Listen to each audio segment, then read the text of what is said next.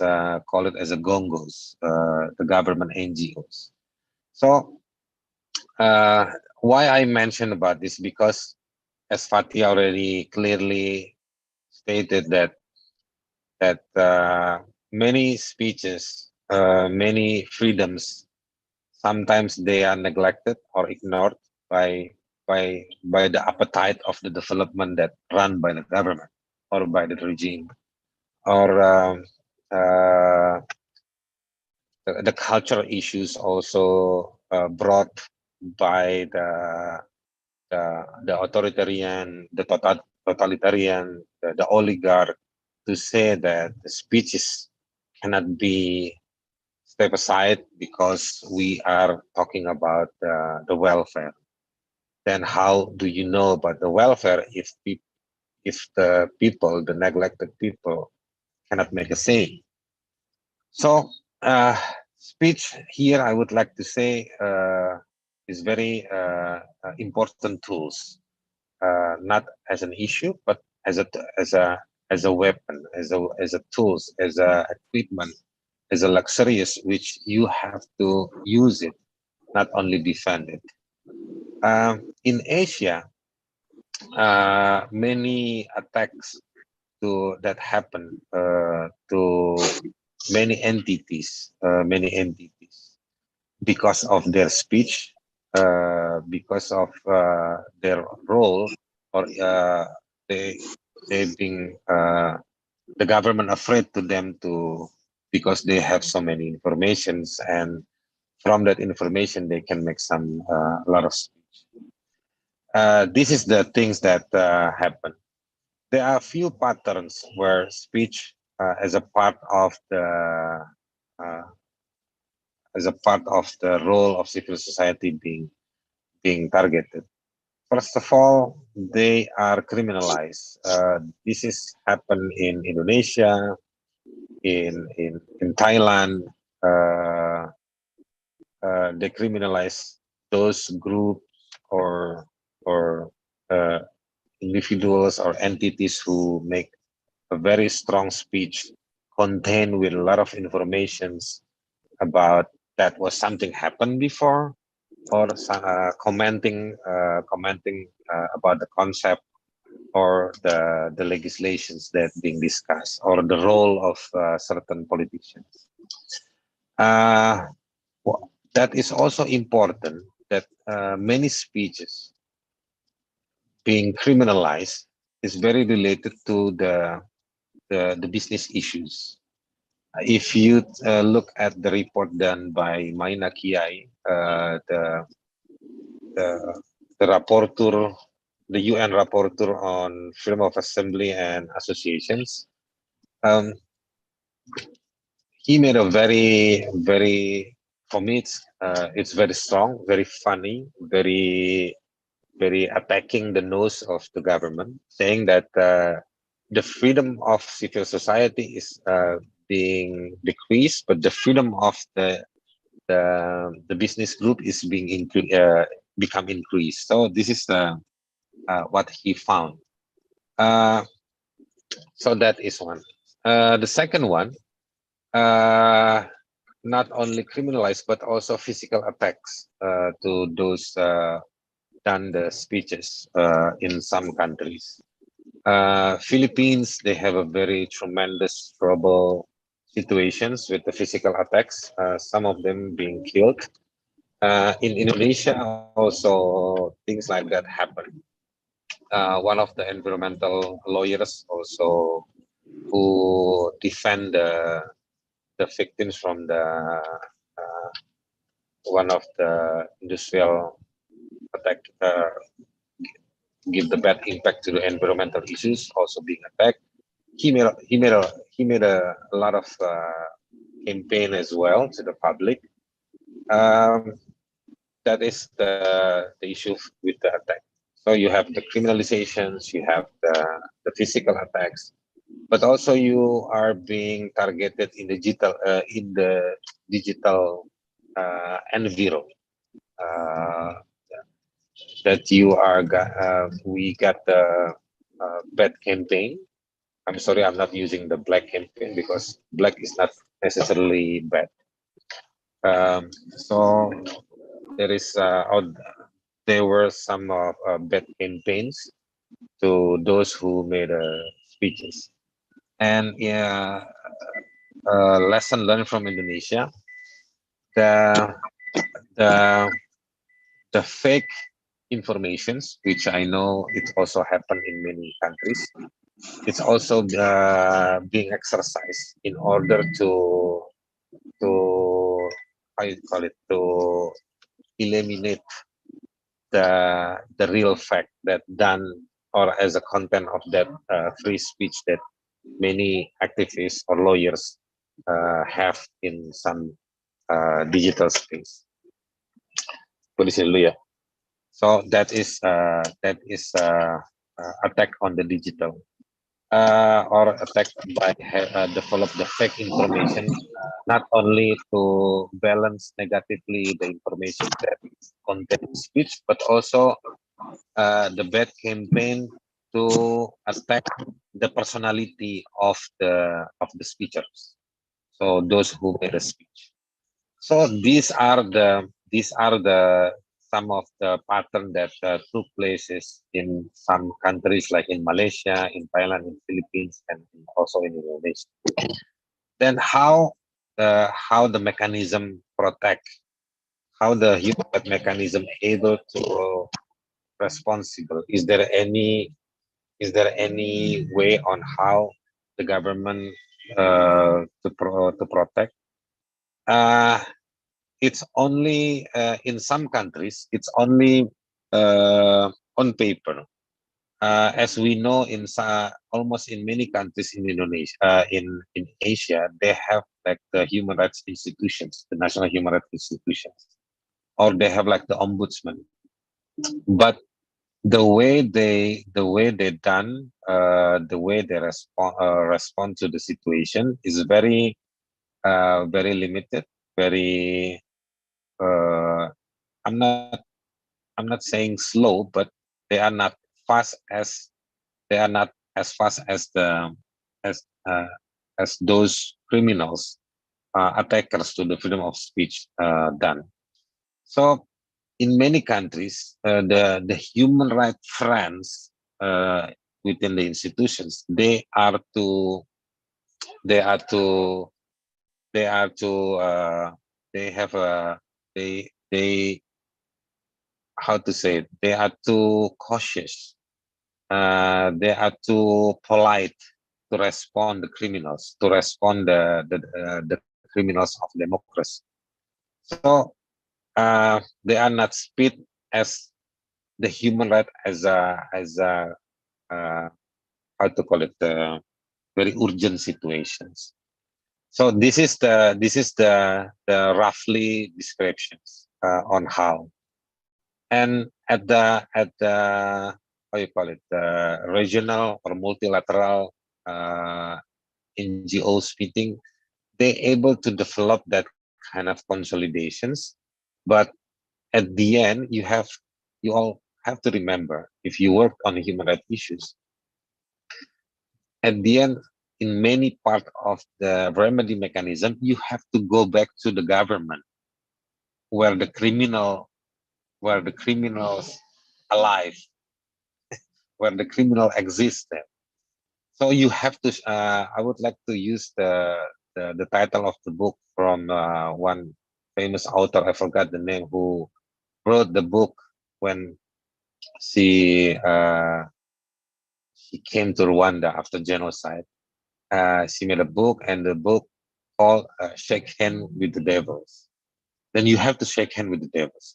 So you know that in the circle of the government, there are good guys and bad guys. Sometimes they are shifting the positions in order to deal with the issues. Then you have to go back to the government, asking them for remedies, because in many sectors of remedies, uh, it's only it's only small portion that you can ask the non-government sector to give the remedies. But many of them, it should be done by the government, by the state, like the rule of law, it cannot be done by industrial groups. It has to be done by the government. Then that is that that that kind of potential of conflict also among the NGOs in terms of that. So I would like to come back to the freedom of speech. So therefore, speech is very controversial. It's very, but I would like to ending my first interventions to all of you here by saying that speech is part of the freedom, and the freedom is not part of the constitution. It's not part of the law. It's a part of the human, because speech is part of the expressions, and speech is also content of some informations, which you react is part of the speech, which you complain constructively is part of the speech, which you write and you develop the knowledge is also part of this. If you read the book of Timothy Gordon Ash, he start with the Gutenberg era, where Gutenberg era it's the it's a golden point where the printing industry established, which lead or facilitate the science, the knowledge, the discussions that like we all have these days. So freedom of speech is very human. It's very human. So it's very important also with the democracy, which Fatih already mentioned, where democracy is believed as the best enviro to have a better human rights issues. Never ending, we will never meet the perfect moment, but we have to put democracy as an exercise. So therefore, we need the speech to be exercised, which we, all of us, having a never-ending story about the cultural repressions, not the cultural repression, sorry, but the the cultural argumentation that circulated by the regime, any kind of regime, the liberal regime, the authoritarian regime, the nationalist regime, they always put the cultural issue as a way on how to build a strong line, not to have the speech. So, like in Indonesia, we have one article in the constitution saying that all the human rights issues cannot be limited under this cultural construction. So, and this is the heritage from the Asian value, which also criticized by the one great uh, philosopher from India, Amartya Sen, who always said, what kind of culture that should limit, we should obey, because not only in Asia, he said, even in India, we have hundreds to thousand kind of cultures, with which none of them having kind of consolidation to stand for one value. It can be different one to the other. So this is a typical Asia to limit. Uh, uh, if if you may, I would like also give the critics from Zizek also about the freedom of speech, that he mentioned about how the speech of and freedom of the youth being mocked, or being how to call take it easy by not only by the government, but also by the by their parents, by the leaders uh, from the communities. And the way that Zizek expressed is by in his book on violence, he mentioned that the way he tried to describe that violence is not necessarily about the physical, but also it's very symbolic, not only by the official power, but also by the cultural power also.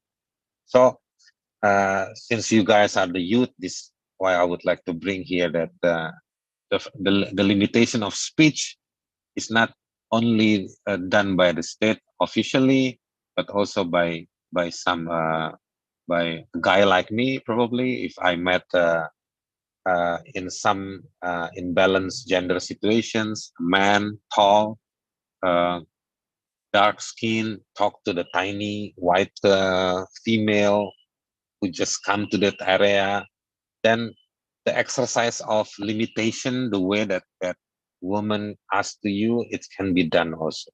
So just be careful. In many ways, I felt that the limitation of speech is not done by the government only, but also in the daily life as well. I'll stop there because I have to check in the hotel. I'm in Bali, by the way. You must be jealous, all of you. Thank you so much, Haris. We're definitely jealous about that.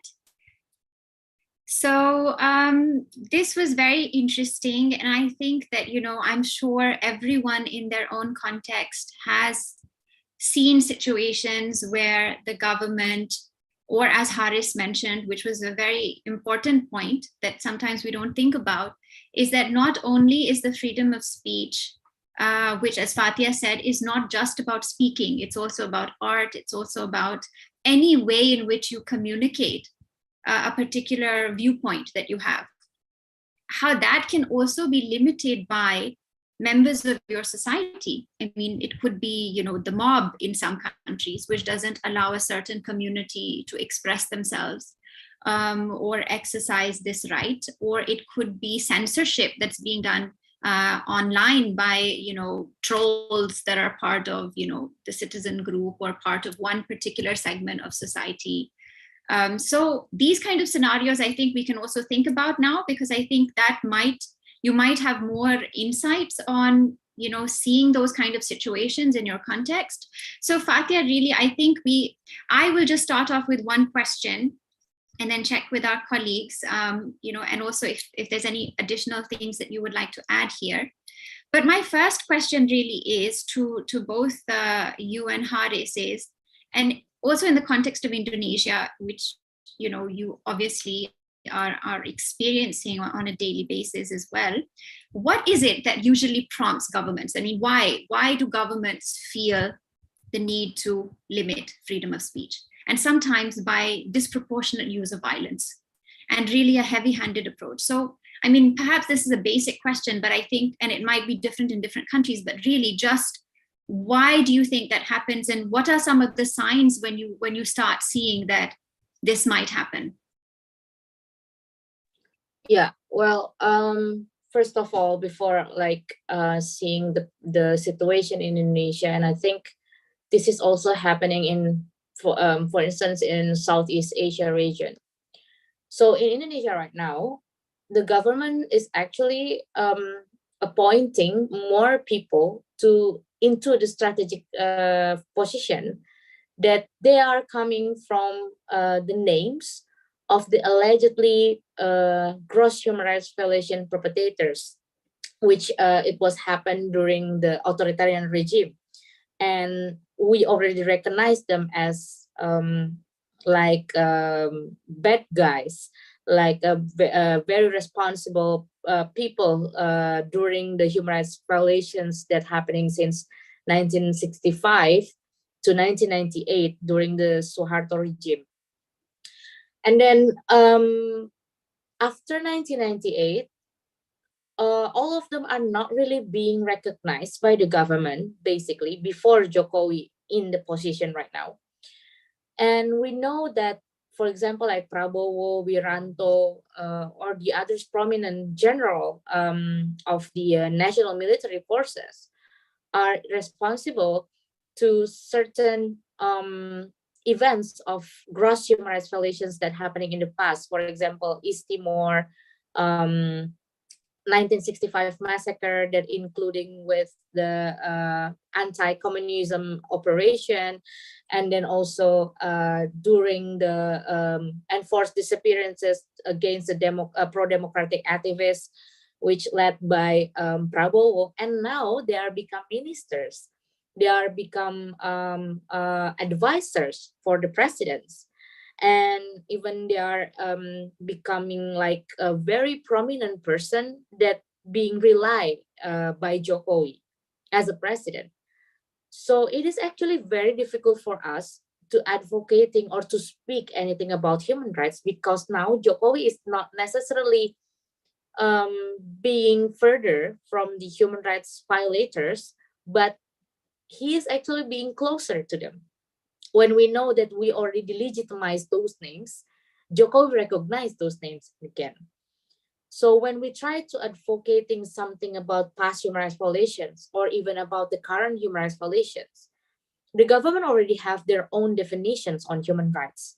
So when we try to speak something that involving the government, involving the names of certain governments like conflict of interest, corruptions, or environmental damages, and involving certain names on the government positions, we will face certain threats on criminalization, or even like death threats, and also stigmatization. And since now social media is very influencing, so they use some influencers to actually creating some kind of doxing and then also trolling against activists in Indonesia.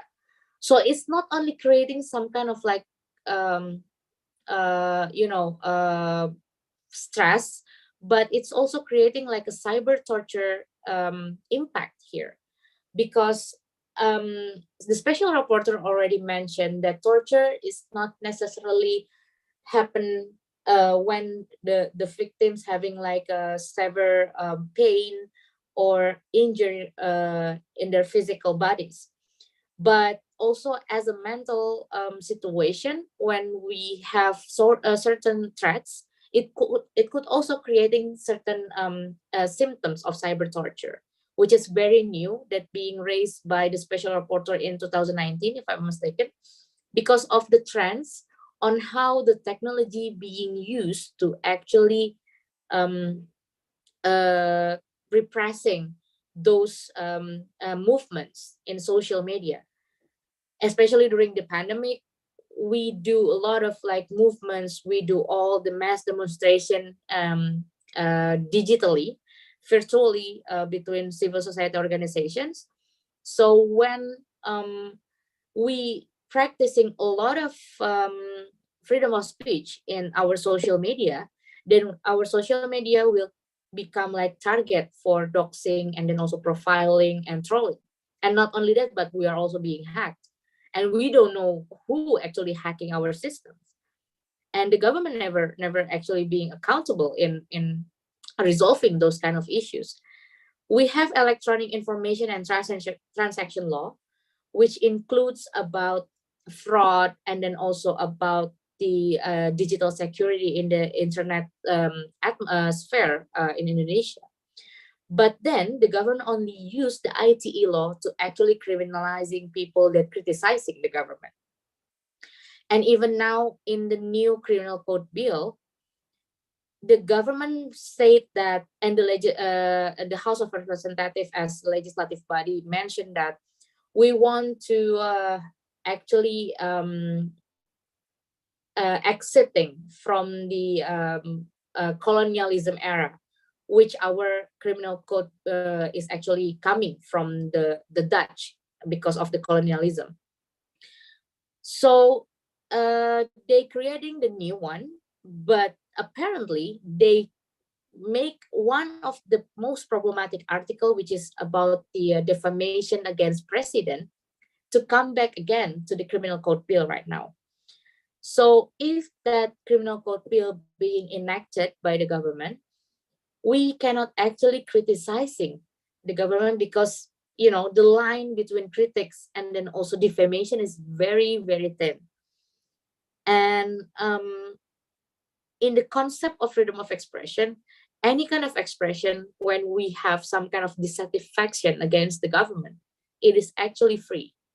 It is actually legal to be spoken by the citizens, by the civil society. But then we have certain limitations, and it could actually created some kind of like fear, and then also silencing those people that working for human rights, that are having a very strong concern about the situation on the fundamental freedoms, for instance. Even there are already some kind of survey that's saying this most of the citizens right now already afraid to speak about what they want to raise to the government because of the threat on criminalization, and then also threats by vigilante groups. So if you want to imagine, for example, us as an ordinary human rights advocates or as a human rights defenders could not have our rights, but we have to protect the other human rights defenders. How about the other minority groups like religious minority groups, LGBT groups, and then also the other minority groups that are not being recognized by the government? It will be more complicated, and even we cannot actually raising some kind of critics or expressions against the president, because he is actually being protected by the defamation articles in the criminal code bill. So when they say that Indonesia is right now become the biggest democracy state in the Southeast Asia, I think it's kind of like, I don't know, it's just like a label that are not really eligible for Indonesia. And if Indonesia is becoming like the indicator of successful of democracy in Southeast Asia, then it is very low, because in Southeast Asia right now the situation is not really great.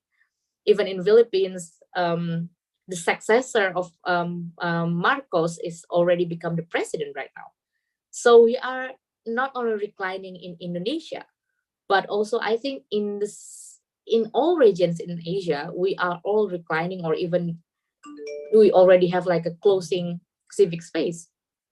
For Indonesia, maybe in Papua, it's already closing civic space, but in the other, maybe it's still shrinking. But I think in the other countries in Asia, the situation is more pathetic and then more concerning, because even the government don't really recognize about the human rights ratification on international human rights standards or anything like that. So this is not only a symptom that happened nationally in Indonesia because of the like the authoritarian that being raised again, but this symptom is happening and already been having some kind of like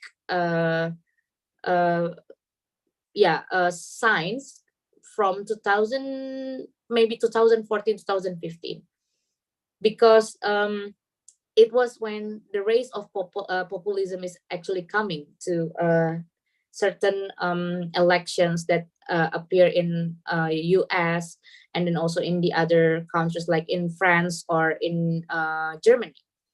So when the Western countries could also have a populism, and then actually it actually impacted to the human rights standards. So us as a developing countries, as the third world countries, and as a global South, then we will have more impact, more concerning impacts rather than the Western countries. So when we haven't touched into like a good civilization of human rights, and then we recline again. So this is actually like comply with what happened in the global level, because in the global level we are actually also been reclining in the democracy aspects. Thank you so much, Fatia. We have Nadine several comments in our chat box, and I think we just open the floor now to our participants. Please feel free to share. Like Fatia also mentioned, this is a problem that's not limited to Indonesia or even Southeast Asia. South Asia has concerns. There are individual citizens that are being affected by, limitations to their freedom of speech in very severe manners. So please feel free to put your comments in the chat box, or, ask any questions by raising your hand. So over to you, Nadine, for the comments in the chat box, if you like. Hi, okay. Wait, I'm just gonna pin myself here. Okay, just to join you both in the live session. Okay, so we have already several comments. We have from Abdul from Bangladesh and also Ni from Vietnam. Several comments have the same red string regarding how the government controls the laws on to prohibit several things being said, and this also not only prohibit but also hamper the flow of freedom of speech. So I will just read it from Abdul first. Abdul here stated that in the technological era, freedom of speech and expression became a basic foundation of democracy and can be considered as one of the most fundamental aspects, yes, of the most fundamental aspects of all kinds of freedom. I completely agree, Abdul. I think I think when the government of a country gets involved corruption and wants to perpetuate its power, that government wants to stop the freedom of speech of the people. This is a very good point from Abdul. And also from me, Vietnam.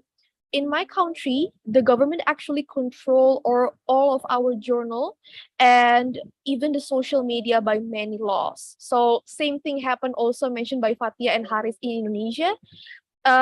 There are people speaking up for human rights that are criminalized and ended up being tortured or in prisons. But the public has no idea about those events because newspapers are all under the government's watch. Whoa.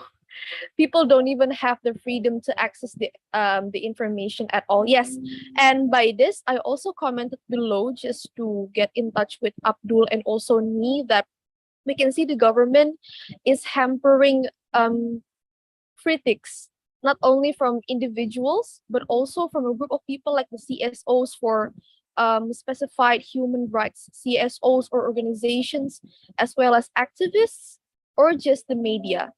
Because we can see here not only the people of the respective country cannot access the issue, but they don't have also the issue the access to just criticize the law that has been ratified or just it was only be built by certain government agents, especially the legislative agents and such. So here are two great points from the participants we have today.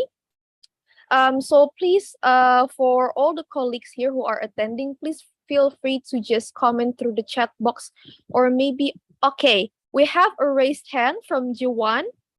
So let me just put him in a pin. Okay. Okay, so Jiwan, you may want to unmute your microphone and just state your commentary on this. So hello all, I'm from Nepal.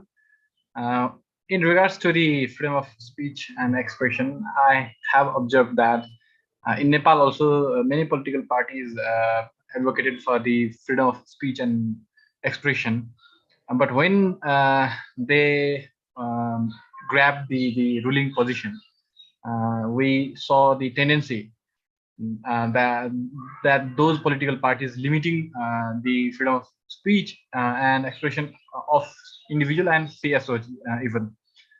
For example, we saw the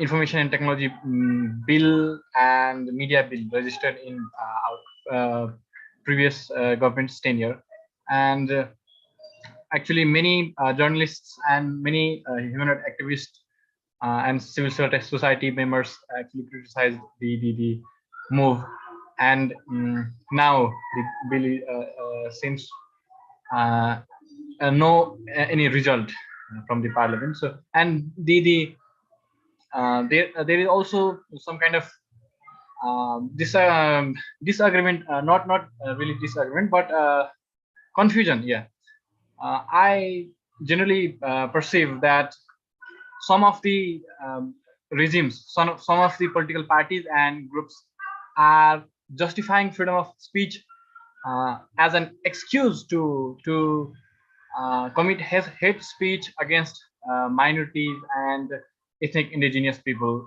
For example, we have seen in India and other countries. So the mainstream ruling political parties and majority groups actually they kind of comment, they express their hate speech against the minority and ethnic indigenous people, and they actually make the freedom of speech and expression as their scapegoats. And I also have another observation that there is a long-stood controversy and dispute in regards to the satirical magazine Charlie Hebdo, which means the satirical cartoon actually published by the magazine actually triggered the riots and violence. So my question was how we can actually define what's the line between freedom of speech and hate speech. So what if the freedom of speech is used as a tool to exploit, or tool to actually make derogatory or hate speech against the minority groups? So my question, my last question was that. Okay, thank you very much, Jiwan. So I can hear from your question that what if there is this certain condition where freedom of speech is just overflowing all over the place, but the thing is, it has been also an opportunity for hate speeches to come, like for certain groups that you have mentioned before, gaining the effects from this overflowing of freedom of speech. So where is the probably the borderline between freedom of speech and hate speech? Okay, that is a great question from Jiwan. So maybe we would want to go to Fatia first, and then we will head on to Haris. Okay, so Fatia, the floor is yours. Well, yeah, it is actually very simple when we try to actually dividing between freedom of expression or an expression with the hate speech. I don't know with the other countries, but for example, in Indonesia, we already have some kind of regulation that dividing about what is actually hate speech. But sometimes it's also being used as a loophole to actually criminalizing some people that raising an expression or political interest. So hate speech should actually comply with certain aspects. For example, about sara atau apa, Rai, bahasa Inggrisnya, religion, and then about their culture, tribes, suku, ras, yeah, culture, tribes, yeah, and then religion. So it basically, if we are not actually violating, or we are not actually abusing the other people's rights or other people aspects on human rights, for example, when we didn't really touch about which religions are you actually into, or we speaking about certain religions as a blasphemy or anything like that. So you are actually just speaking about your rights. For example, when you're speaking to the government that he's not doing a good job in his position, then it's not a hate speech. But hate speech should actually include about racism issue, about discriminating the other religions, and then also creating some kind of provocative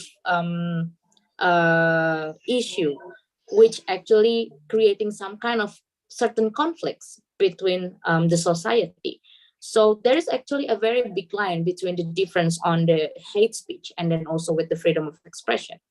For example, in the US, we see a lot of artwork that be or like a memes, yeah, like making jokes about Trump at the time, or saying that Trump is yeah, pardon my language, like Trump is an asshole or everything like that. But it's an expression. It's an expression because of what? Trump is a president, and he's actually have a duty to actually fulfilling the human rights. And he is actually in his job to actually fulfill that. So it is not actually a hate speech. They are not attacking about the race or about the religions of Trump. So it is actually still allowed to do. We know that expression in the US, we have a very extreme expression. Or maybe in Asia we cannot do that. Maybe we will be murdered to do that. But that is still okay to actually saying that our government is really bad, or we want to express our anger because this is coming from our dissatisfaction. So when the government having some kind of position to actually attacking those kind of expression, then we know that they are actually afraid to us, and they want to silencing those kind of expression, so they could freely actually enjoy the privilege to discriminating and repressing the people. So you should actually take a look again on how they define about the hate speech, and then to see, because there's a big loophole there that usually being used by the government to actually repressing any kind of expression, because there's actually a very big line to actually respecting rights between people. Yeah, maybe that's for beginning. Okay, thank you very much, Fatia, for those certain crucial points. There is also several comments below. Before moving to Haris, there is also several comments below. From me also, she asked the same question, but she also mentioned several points for her personal perspective, that she's also working in an organization that promotes gender equality in Vietnam. They are a grassroots group and mostly work on digital space. So they post a lot of threads on Facebook and other social media platforms. And they have received a huge amount of hate speech, including swearing, threats, and those actually affect the members' well-being and mental health. So from Fatia's answer, I hope it also have maybe a certain point of a ray of light to Ni's question, because I'm guessing that it is also the same question from Jiwan. And after that, we have also Gurgain. He also mentioned that in Pakistan, from his country, freedom of speech is guaranteed by the Constitution from Article 19 of the Constitution of Islamic Republic of Pakistan. But unfortunately, this was not implemented well as in practice, because here when you see several groups that have criticized the government, but they will instead be not heard, but will disappear, surely, he said. And but Gurgain is also still believing in the situation that is not much worse and can be improved as long as there is democracy that will prevail. So some great points here from our participants, but we haven't heard the perspective from Haris. So Haris, you may have the floor. Yeah, I think on the other way around, or maybe this is part of the I think it's not the hatred that being discussed, but it's still the overacting from the government through mobilize the other through by mobilize the groups in society on how to attack or trying to limit the speeches. I would like to give you a questions which you can answer which you can answer in your thought quietly. Can we criticize by having a speech to a cultural groups?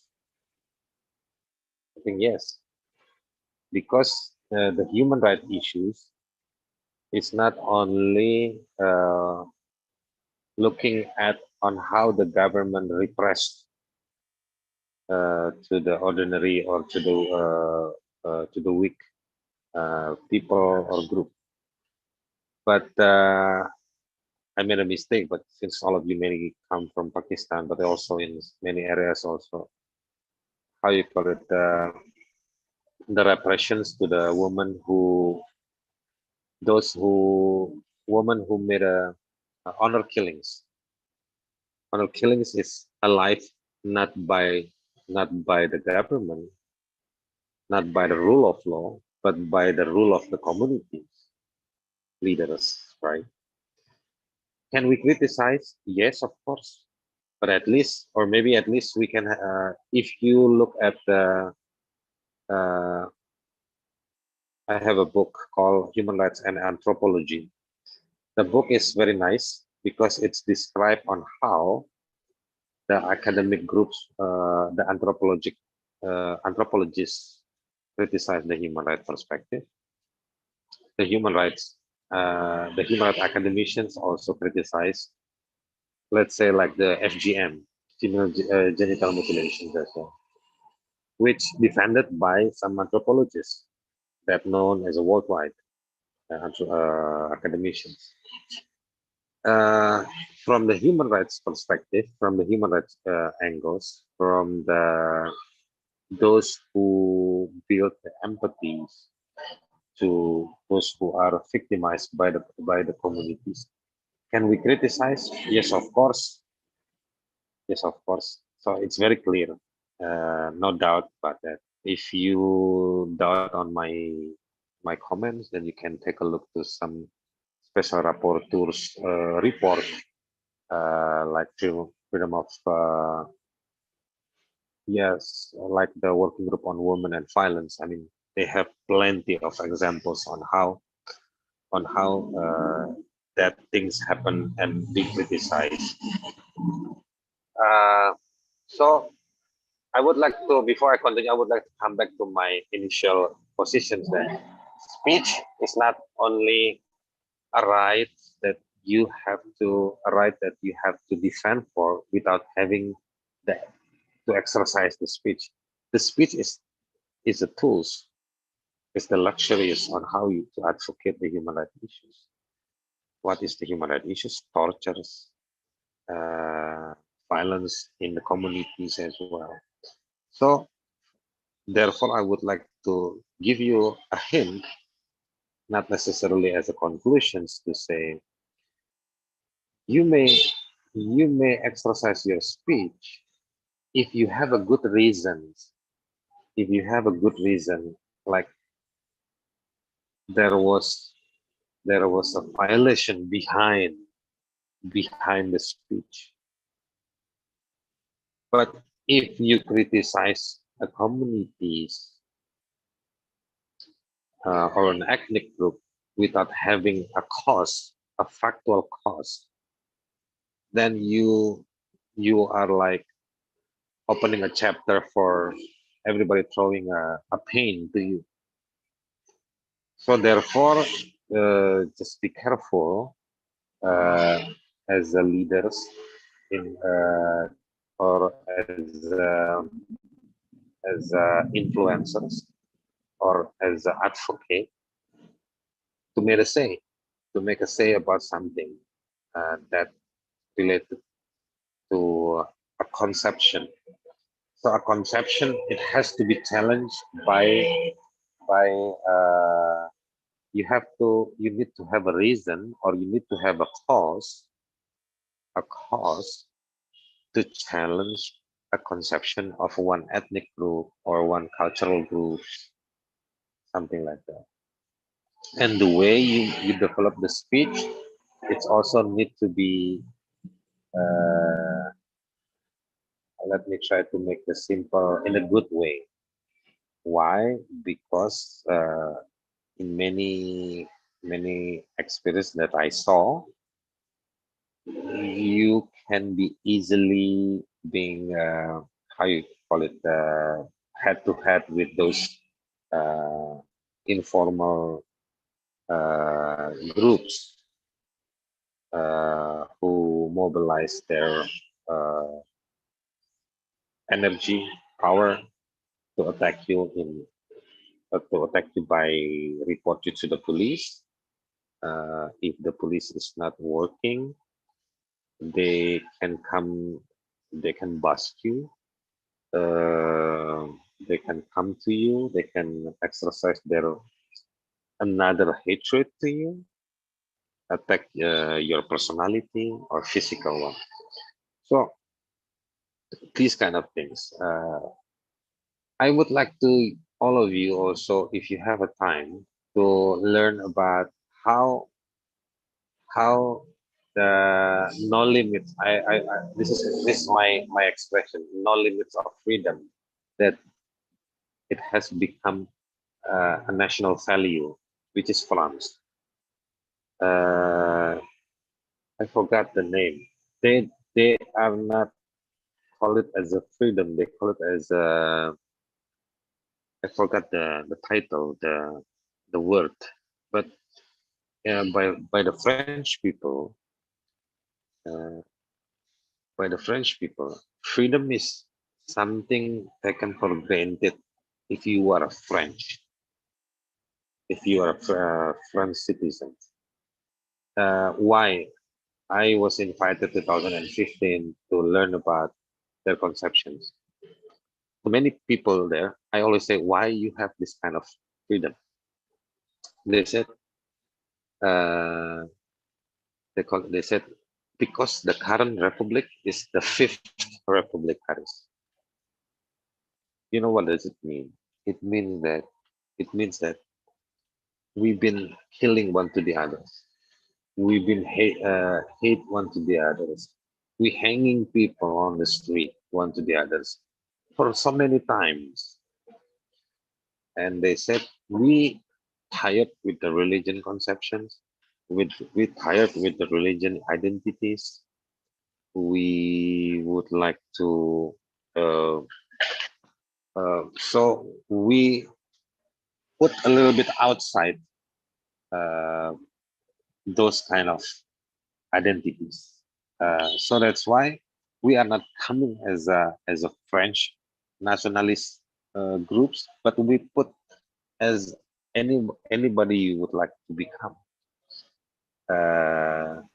Then that's why we have that kind of not freedom. I forgot the names.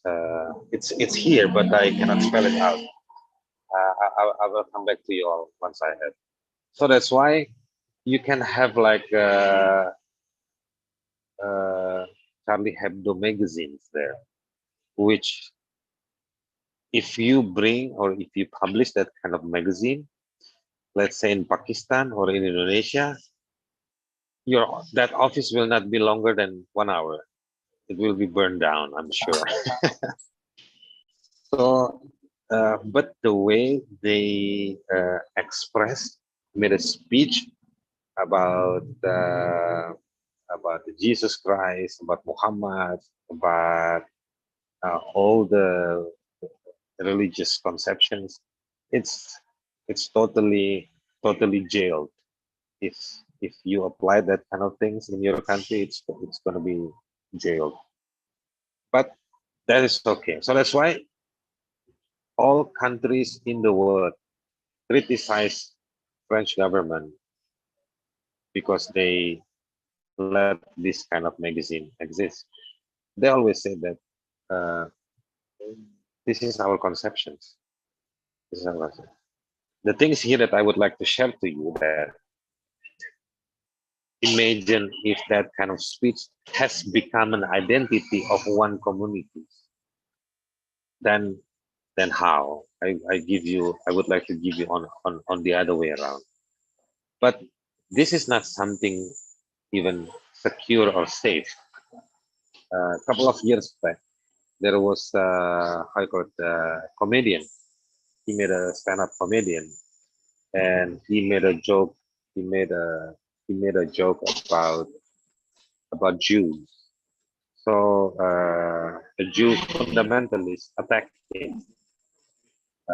This community knew that guy will make a joke. Will make a joke about Jew community, and this some strong fundamentalist person came to that event and stepped him down, the comedian. So his speeches are very, very, very rich discussions, not only offline and online, but looking at the positions, looking at up and down, who are up there, who are down here. So for me, as a clue, because this is like a training for all of you, I would like to share that if you would like to criticize the non-government groups, like the ethnical group, you need to have a reason. You need to have a cause. You need to have like a fact that should be challenged to the standard of value, standard of practice that done by that ethnical group. And you can ask the leaders, then you ask the council of that ethnic group or the elders, how do you respond to this situation? I think that is my comment to the discussion that we have. Thank you for the questions. Thank you for the concerns.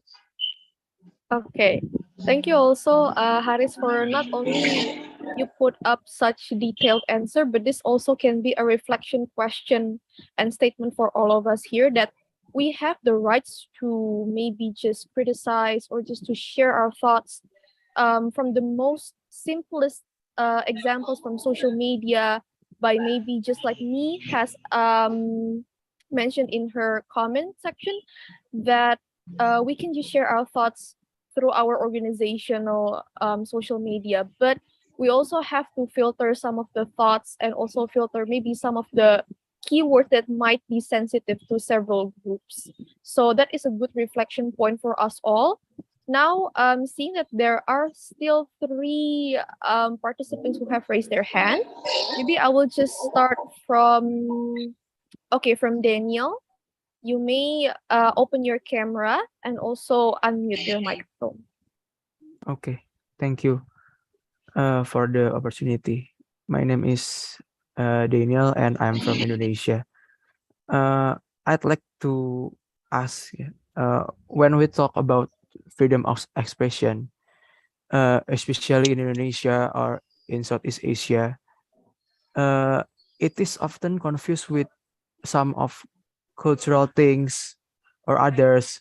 And I like to ask how we see these problems in the context of cultural relativism principles of human rights, because often experts who are in the sides of the government argue that cultural relativism means, for example, some people say that we should not criticize the president or the leader, which can be interpreted as defamation, and we shouldn't do that because it is not compatible with our culture, or because we are the nation with the high standard of morality or something, which they translate as cultural relativism principle in human rights. So back to my question, how do we see this in the context of cultural relativism principles? Does these principles have like a bare minimum standards in practice? That's my question. Thank you. Okay, thank you, Daniel. I'm pretty sure that maybe Haris wants to drink his water first after the previous question. So maybe we could go on to Fatia first before Haris. Me first again? Okay. Well, I think I already explained about the Eastern culture and ASEAN values at the beginning when I was actually explaining about like the basic aspects or basic concept of freedom of speech or fundamental freedoms. So if you see on the human rights principles or like the human rights foundations, there are 4 elements that should be comply with human rights, which is universality, inalienable, interdependence, and non-discrimination.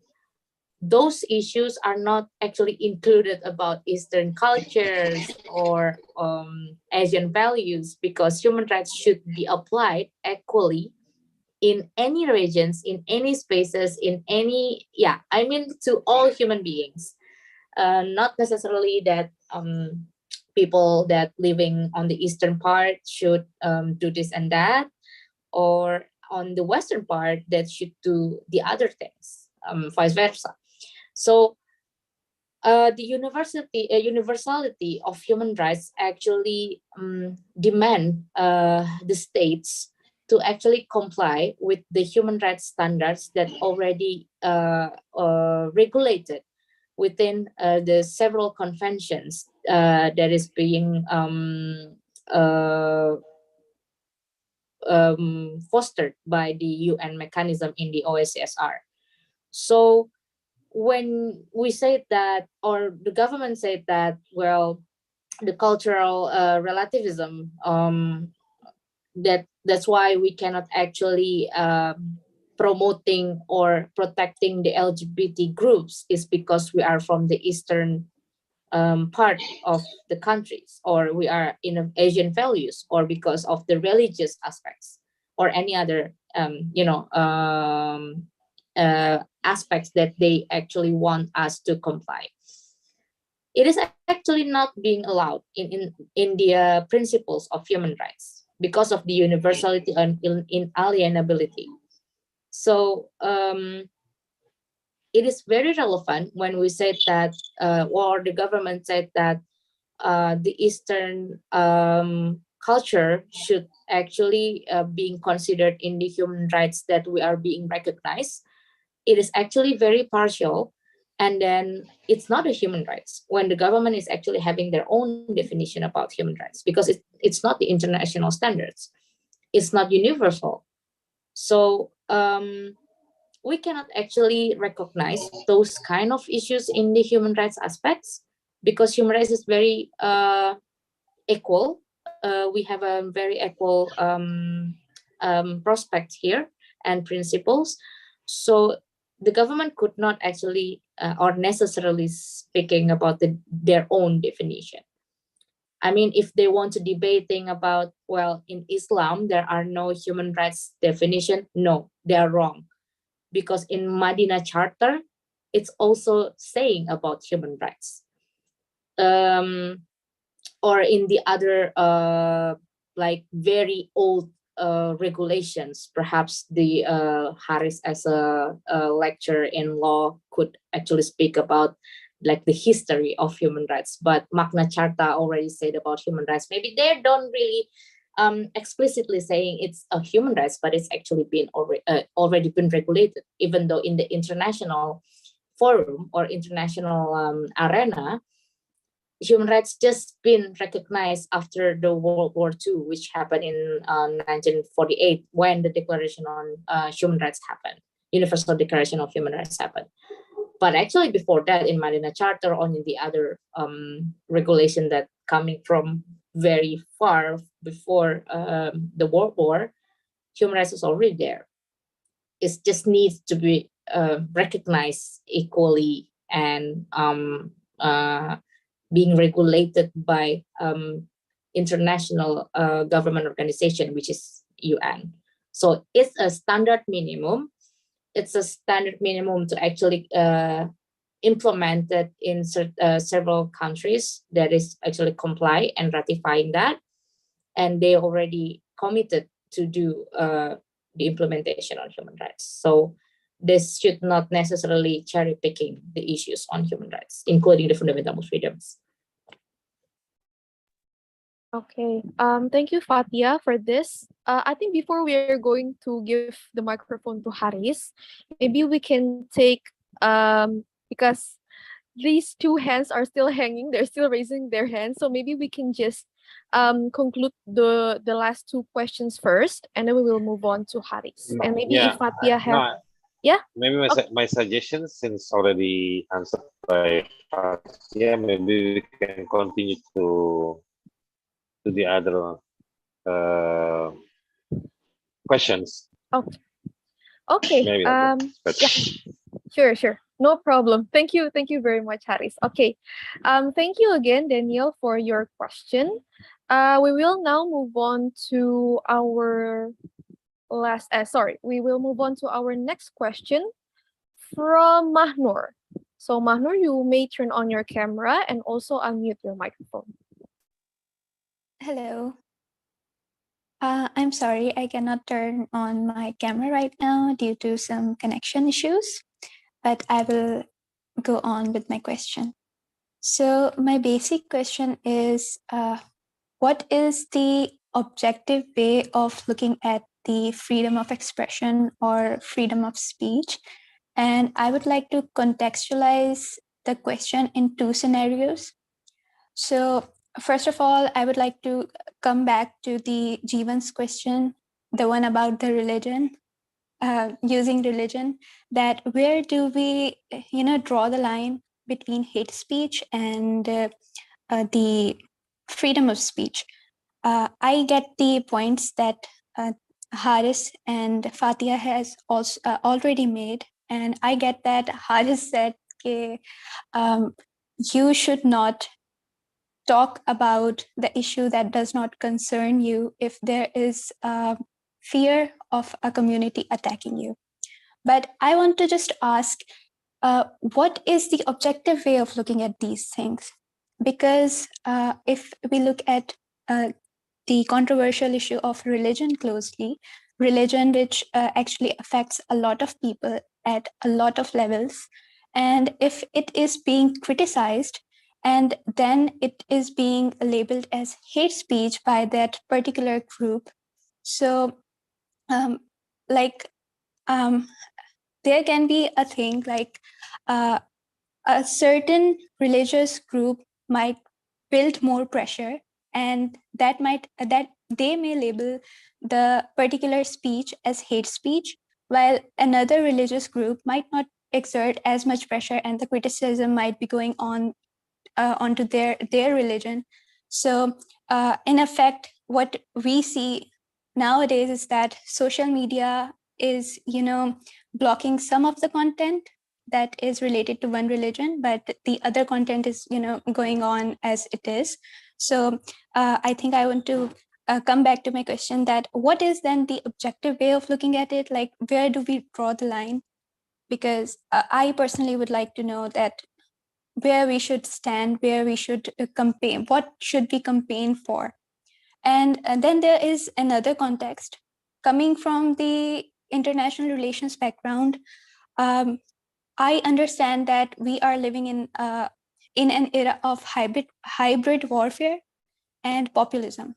So the propaganda is widespread, and currently there is an issue going on in our country, Pakistan, that there was a hate speech, as they call it, against the military, and the action is being taken onto the group which enacted the hate speech.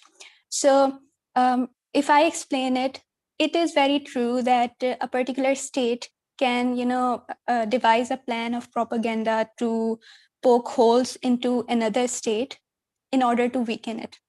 So I think what I want to ask in this context is that, is it okay if a particular speech is seen as a propaganda, it should be banned, or every kind of speech should just go on? So those are my questions. Okay, seeing that there is a multi-layered question from Mahnur, I think it's okay for us to maybe be answered by Fatia and Haris first, because there are, if I'm taking two questions here, so maybe we can start first from Haris. Nadine, if I can just intervene.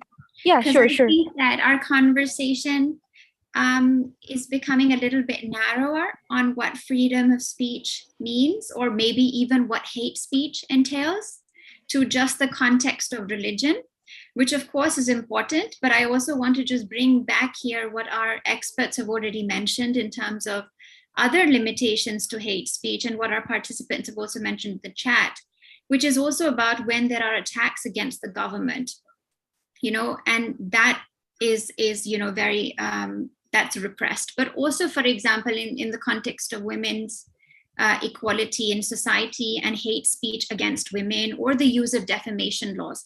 So I know that this is a very interesting topic, and perhaps, this could be a standalone sub-theme which we focus on, but I also want to make sure that we also, talk about those priorities, since this is a larger conversation of freedom of speech broadly, and also what we can do.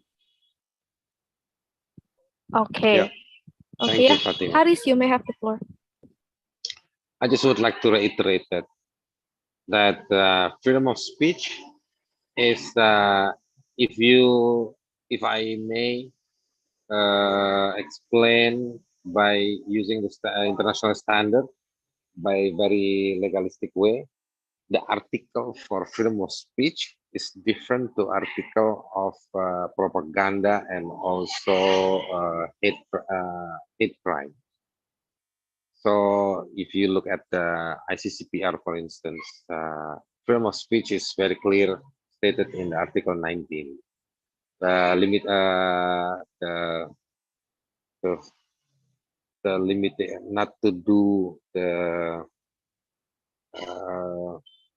propaganda is also in the different article. So if you look at if you law student or law activist, then you may go the textbook, compile all the discussions about the ICCPR. So the speech is, and also the propaganda is completely different. If somebody done the propaganda, it's not a speech, but this is very strong, bold one. You have to know what is the difference of hatred and also the propaganda. It's very common, not at Mahnur, you are in Pakistan. It's also happened here in Indonesia.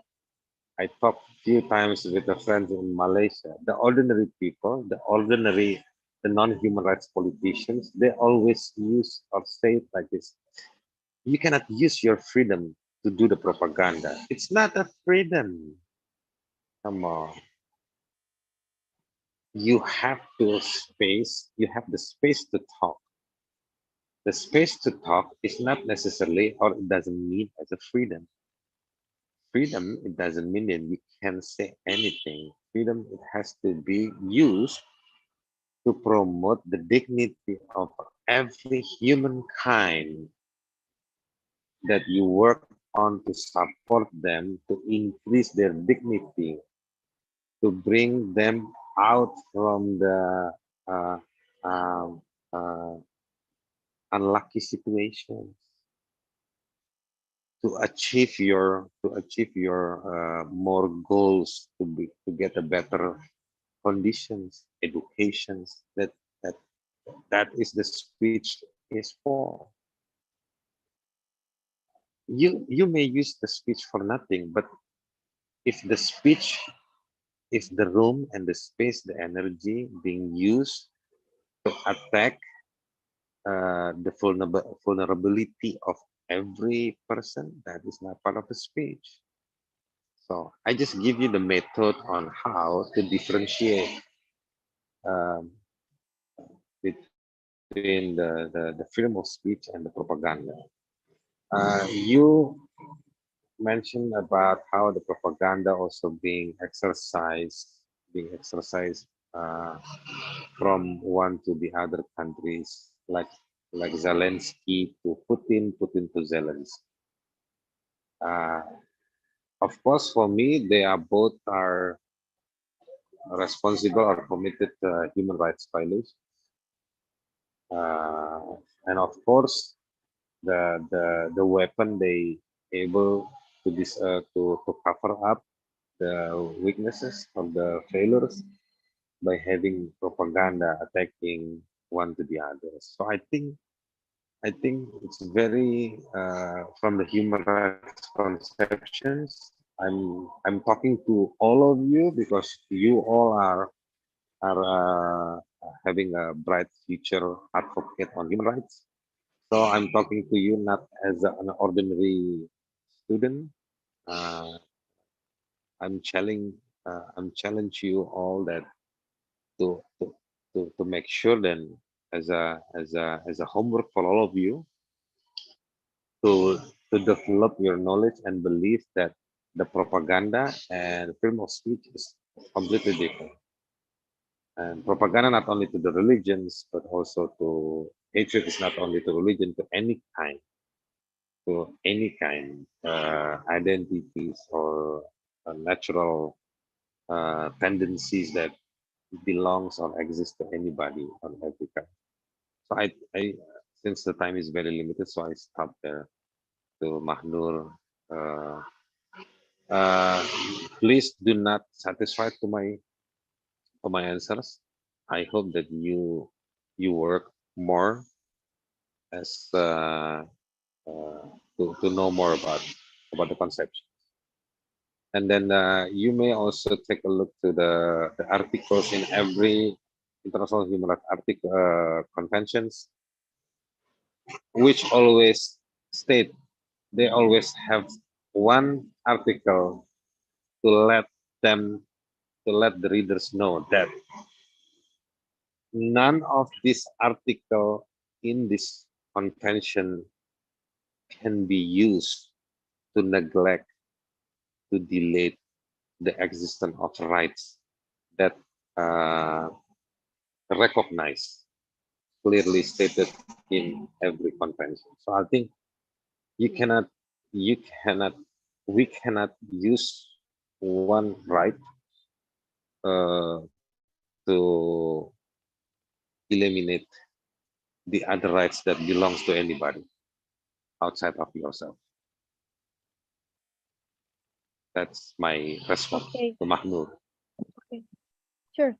Thank you very much, Haris, for this. Fatih, maybe you would like to add up something before we. Okay. Okay. Thank you very much. And then we have also our next question, which is from Aisha.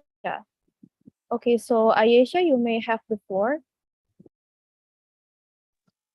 Okay, hi. So my question essentially is going to come out of a lot of the conversation that has been going on already.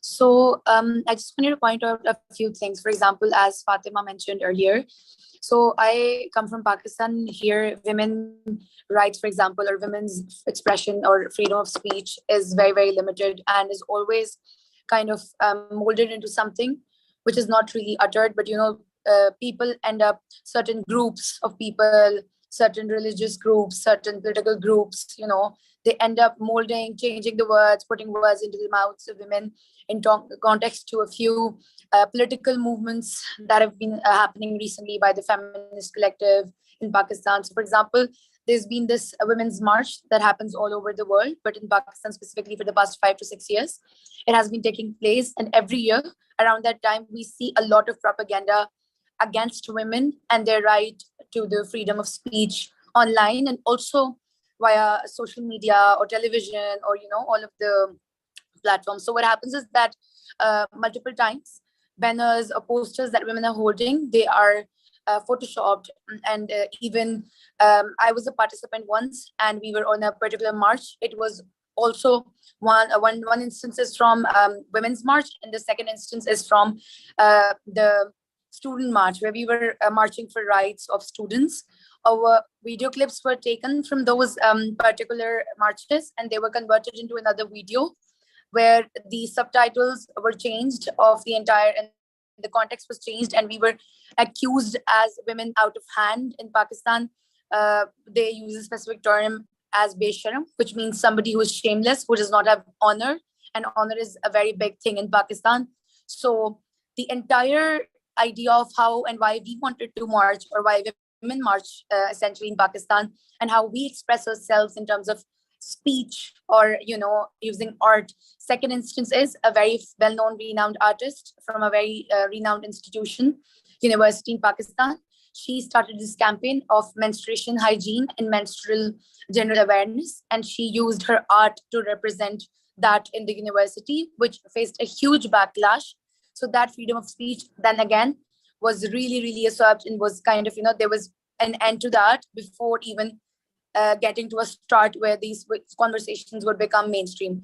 So my question essentially from this particular contextualization is that how do you think can people from marginalized groups or marginalized minorities or women or other generally people who are the voices of dissent, how do you think their direct words or their actual expression of whatever their speech or freedom to express themselves can be actually communicated? Because in countries like Pakistan itself and other populist regimes, not just these socio-political issues, but also political movements turn into something where the majority groups take hold of the narrative, and it's always changed into something which essentially it's not. So how do you think we can cater to such situations, and how how would you try to cater to these certain scenarios which are very, very common but are also not even broadcasted online or on social media or media, because our media is also very, very censored politically and socioeconomically and even in social context. So that's my insight as a participant, but also a question at some level. Thank you. Okay, so I think that was a very self-explanatory question because it also serves the amount of examples from Aisha. So thank you very much for your question. So Fatia, you may. Yeah, maybe just like briefly answering. I tried to answer this question and reflecting on how in the Indonesian human rights movement it also happens. I mean, sometimes it's not only happen in women's rights situation. For example, in the International Women's Day, we are not necessarily having some kind of intimidation or discrimination coming from the human rights groups, of course not.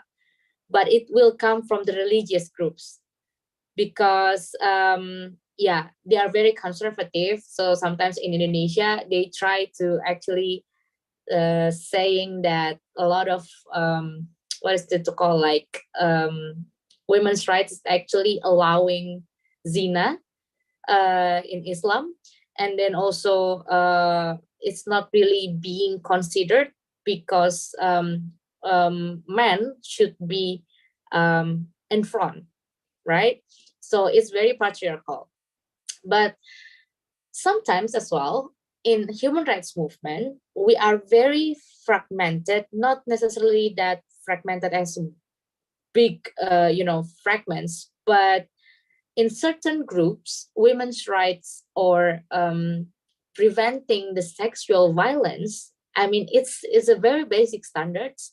It's still happening because they are not really familiar with what is women's rights. Some of all thoughts on human rights movement in Indonesia still thoughts that women's rights is not being included in human rights when women's rights are human rights. That's what happened from our internal, dynamics. But it's still, we can still save that. And how the human rights movement could actually created some kind of safe avenues for a women's rights movement. But I would like to reflect on different issues here, but it's actually, have some kind of similarity with what you've been mentioning about. Human rights movements or even like national solidarity on humanity, on Palestinian issues or about freedom of expression, it should happen like, okay, if we are not speaking about Papua. But it will be different when we ask the people to actually raise something about Papuan issues, because they are actually afraid that they will be recognized by the state as a separatist, separatist supporters. when we are actually just questioning about the human rights issues in Papua. So it is actually very difficult to engage with more people in the national level to speak about the Papuan issues and how we actually tackle the situation. We try to seek another alternative. We actually engage with the youth and then with the new social movements that being raised right now because of the civil liberties, and then a lot of like limitations happen in the grassroots level. So we try to engage with them and making some kind of understanding that defending Papua is not necessarily you are defending violence or defending separatist groups, because it's not necessarily about separatist movement in Papua. It's because of human rights violations that happening there. So we try to actually create those kind of synchronization to the grassroots level, because I think this is very important for us to engage with the civil society groups from the grassroots level, because they are a lot, and then sometimes they are not being engaged with us. So we should do some kind of synchronization with the grassroots level society that also do a lot of movements in the local level. And the other issues that we could actually create some kind of like alternative avenue is, of course, international networks. This ASEAN classroom actually being created so we could have some kind of synchronization between movements in Asian countries about how the violence happened in the Asian countries, and we never had a chance to actually synchronize everything in Asia. In Pakistan, you have your own movement. In Indonesia, you have your own movement, and the other countries also have their own movements. But we don't have some kind of synchronization, some kind of like common sense or common feelings to how we actually create some kind of solidarity between each others. So these kind of events actually as an alternative for what you've been concerning about.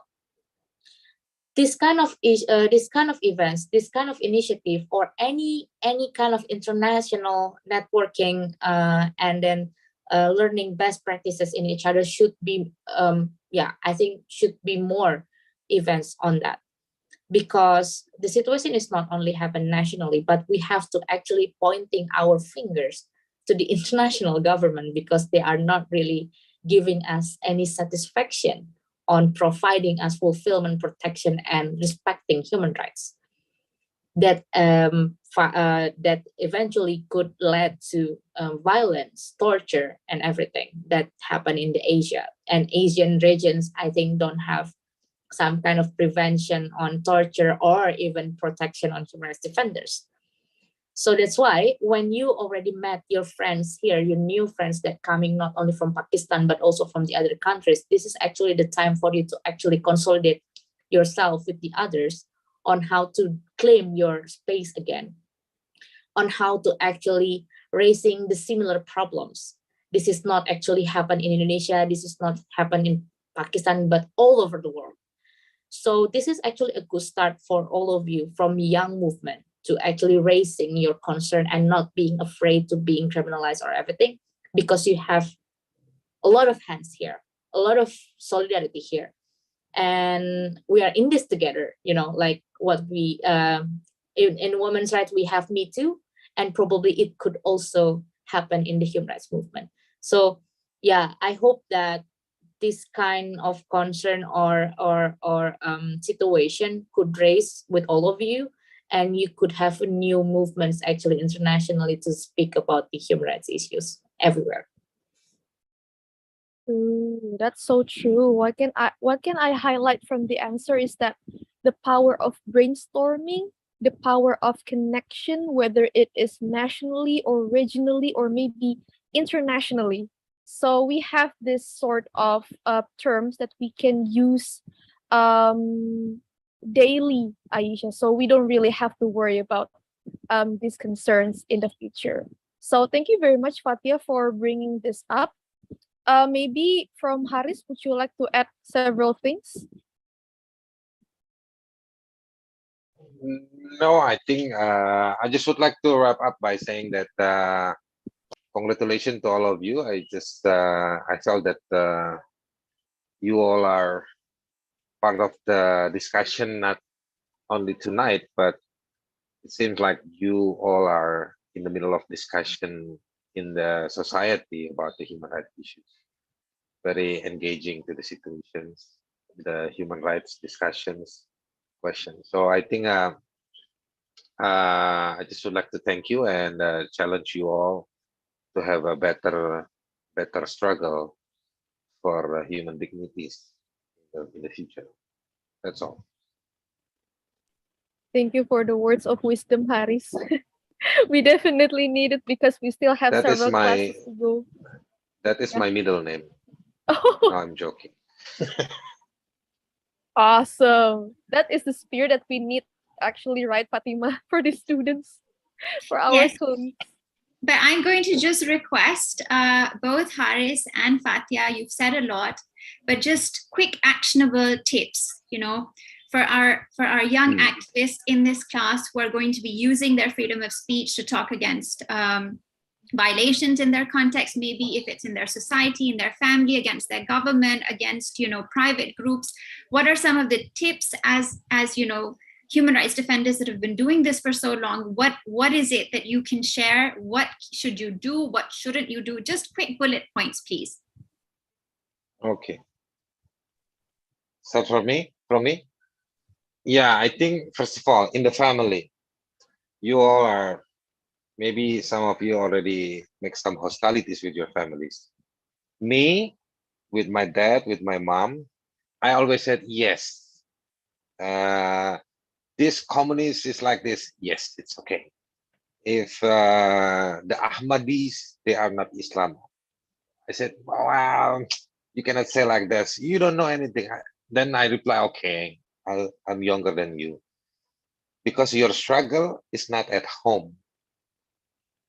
Your struggle in a different angle. Okay, then you need to have a bigger ears to listen, because that how to say it, the complexity, the human rights issue is not about the law enforcement. It's not about against a particular government. Sometimes you are facing the society harder than you face the government. Then you need to compile, but at the same time you need to have a strong heart and mind that then you should know that if the society is very repressive, like very repressive, very unwelcome, then how you talk contextually, you limit your words them, because you need their support in order to help the marginalized group or the vulnerable groups in a different way. Then you are the manager. That is one. Second, talking about freedom of speech. As an advocate, you need to assure yourself that you have the fact. I've been reported 2 times. The first one was 2016. This time with Fatia. 2016, Fatia was part of my team to support me. But I have to tell you, when I made a statement in 2016, long time ago, it was about the drugs issues. It was a very controversial one. I was the top hits of the news for 3 weeks at that time. But what was the reason? The reason is because it was not only me, but contrast at that time, we are the strong proponent to abolish the death penalty that applied for the drugs convicted person. So the way that we intervene, we made that campaign by having a strong speech contained with the strong fact, right? So at that time, I was supported by almost 3/4 of the population of this country. Let's say like that. This time, me and Fatia being reported again, but not even one single Papuans, because the issue is about the military relations with the business industries in Papua. None of the Papuans not supporting us. They all support us because we are speaking the fact. We speak the truth. So knowing the content, construct the words, leave it out in a good way. Let the message crawling their own crawling to get make their own crawl to get the support. So I think that is the tips for me, which I can make to all of you. Thank you. Yeah, maybe just add a bit. Yeah, very quick. You will not be really you will not be able to actually expressing and then saying everything that what Harris already mentioned before. If you're not having some kind of like bravery to actually committed to expressing and then also revealing the truth. For example, like this, some of people actually questioning me, are you not afraid that the government would do this and that to you, or like threatening you to having certain situation? And I said to myself that since the beginning that I started this career and then I start this path in choosing human rights as my one of path of life, then this is actually when I sign as well to be, having some kind of mitigation of risk, and then also knowing that one day, human rights defender, which I already become, could have certain threats or certain risk. So since the beginning, when you are really committed to raising issues on human rights or expressing a lot of issues, then you have to commit yourself that you should really, into this any kind of risk, but you should have some kind of mitigation. So if you're not really brave, if you're more afraid to actually speaking about the truth, then the truth will not actually find its way to actually being revealed. So if you want the truth to be revealed, then you have to be brave in any consequences that you will have. But you should have resiliency and mechanism for mitigation. But the thing is that when you are afraid, then you will don't have nothing. And what Bin Harris mentioned about whistleblowing, or even speaking something about a very risky or very sensitive issues, then our work is actually for nothing. And what the victims already relying on us is also goes to waste, because we are really afraid to actually not being committed to expressing the fact. So one tip is actually be brave and not really afraid, because we are not in this like alone, we are in this together.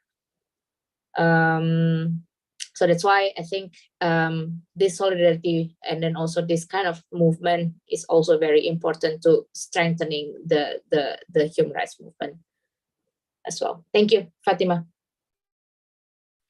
Thank you so much. It's so inspiring. I'm continuously inspired since the moment I have met you guys several years ago now. But I'm glad that we're also able to share that, with the participants that we have. And I think a lot of the comments that came from our participants were also inspiring and thought-provoking for us. So thank you so much, everyone, for joining this session. I'm going to pass it over to my colleague Nadine to take us forward.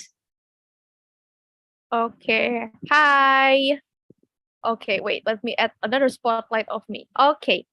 So I think we will just wrap this discussion here since I no longer see any more comments as well as also questions from both Zoom and the YouTube live stream. So allow me to close this live stream first.